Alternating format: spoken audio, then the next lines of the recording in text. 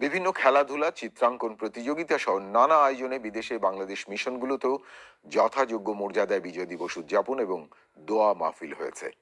সোমবার বার্মিংহামে বাংলাদেশ সহকারী হাই কমিশনে বিজয় দিবসের আলোচনায় কমিউনিটি নেতারা অংশ নেন।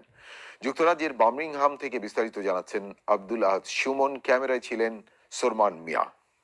বর্ণাঢ্য আয়োজনে যুক্তরাজ্যের বার্মিংহামে বাংলাদেশের সহকারী হাই কমিশনে বিজয় দিবস উদযাপিত হয়েছে।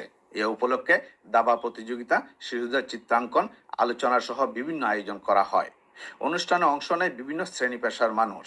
5ই আগস্টের পর যে নতুন বাংলাদেশ তৈরি হয়েছে, সেখানে মানুষের যে বাক স্বাধীনতা তৈরি হয়েছে, সেটার একটা সুন্দর উদাহরণ হিসেবে আজকের অনুষ্ঠানটা আপনারা ভাবতে পারেন। আমি সবাইকে ধন্যবাদ জানাচ্ছি।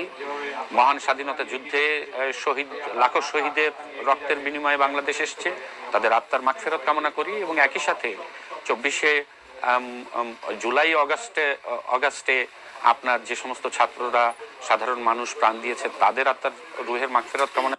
30 লক্ষ শহীদের রক্তের বিনিময়ে অর্জিত বাংলাদেশে বৈষম্য দূর করার প্রত্যয় জানান বক্তারা। এবং বাংলাদেশ সুন্দরভাবে গড়ার জন্য আমাদের সমবেত কাজ করার জন্য সকলের প্রতি আমার আহ্বান রইল। বাংলাদেশ জিন্দাবাদ।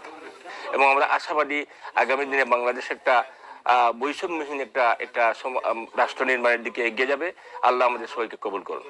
সহকারী হাই কমিশনার মোহাম্মদ আলিমুজ্জামানের সভাপতিত্বে অনুষ্ঠান সঞ্চালনা করেন মিশনের কাউন্সিলর স্বর্ণালী চন্দ ও প্রথম সচিব নাজমুস সাকি। অনুষ্ঠানে বিগত সরকারের বৈষম্যমূলক আচরণ নিয়ে নির্মিত প্রামাণ্যচিত্র প্রদর্শন করা হয়।